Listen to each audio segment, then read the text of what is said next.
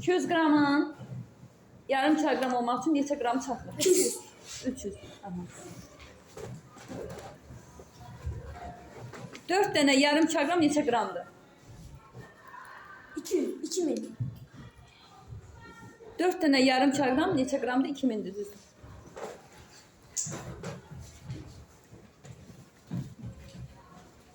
Uşaqlar, yarım kilogram 20 qəpik olan kələmin 1 kilogram neçədir? 40. Bəli. Geriyə gedin uşaqlar, telefonda görürsünüz. Kilogramı 2 manat olan portağalın 100 qramı nə qədərdir? 200. 200. 2 manat. 2 manat. Kilogramı 2 manat olan portağalın 100 qramı nə qədərdir? 200. Xeyr. 2 manat. Xeyr. Əyləşin. Sol təzələ. Kilogramı 2 manat olan portağalın 100 qramı nə qədərdir? 20 manat. 1 qəpik. Xeyr, əyləşin. Buyurun. Kilogramı 2 manat olan portağalın 100 qramı nə qədərdir? Xeyr, əyləşin. Xeyr. Xeyr, əyləşin. 20 qəpik. 20 qəpik. Yarım saatda 4 məsələ həll edən uşaq 2 saatda neçə məsələ həll edər? 140. Xeyr. 4. Xeyr. Bir də digər kəsdə. Yarım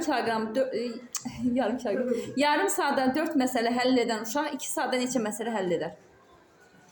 4. 16. 16. Yarısının yarısı 11 olan ədəddən neçə çıxsaq 19 olar?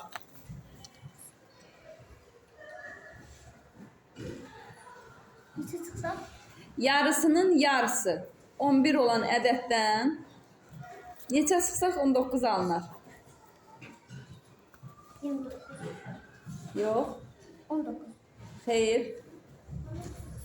Bir də deyim. Mən deyirəm, 29 alınır. Yarısının yarısı 11 olan ədəddən neçə çıxsaq 19 alınır?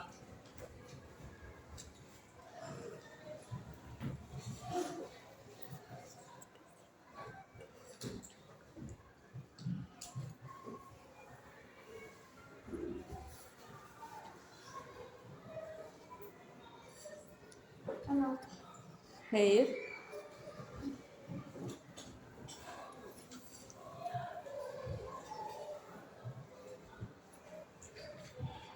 Yerdə oturanda qarlamanıza yazın, göstərin mənə. Düz olsa çağıraram, bura alqışlatdıraram. Göstər. Yox, elə oradan göstər, yerinizdən göstər.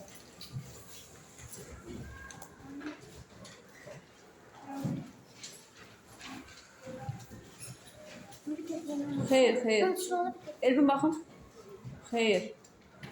Yarısının yarısı 11 olan ədəddən neçə çıxsaq 19 alınır?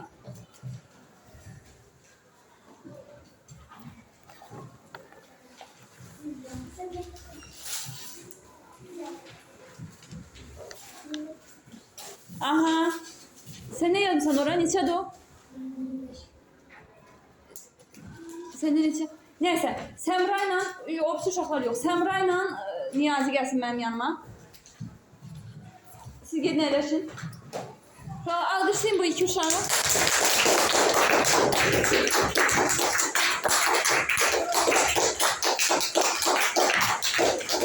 Uşaqlar açıqlamasını verirəm, başa düşməyənlər üçün.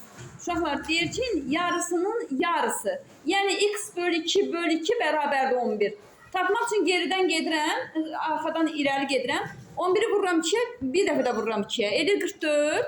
44'dən də neçə çıxanda 19 qalır? Onu tapmaq üçün 44'dən 19'u çıxıram, qalır 25. Deməli 44'dən 25 çıxsam 19 qalır. Aydındır? Alqışlayın bu iki uşağı.